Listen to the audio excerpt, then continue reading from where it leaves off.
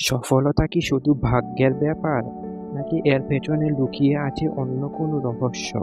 আমরা সবাই স্বপ্ন দেখি, কিন্তু কাজ শুরু করার সময় শুধুই অজুহাত খুঁজি। আজ করব না কাল করব, কাল করব না পরশু করব। টাকা নেই, সুযোগ নেই। এই অজুহাতগুলোই আমাদের বড় শত্রু। পৃথিবীর সেরা সফল ব্যক্তিদের দিকে একটু তাকান না।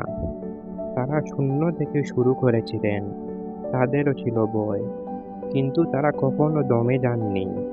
আপনার বর্তমান পরিস্থিতি আপনার ভবিষ্যৎ নির্ধারণ করে না।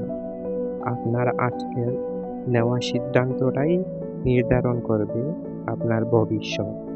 কষ্ট হবে, মানুষ হাসাহাসি করবে, একাকিত্ব গ্রাস করবে আপনার জীবনকে। এটাই নিয়ম।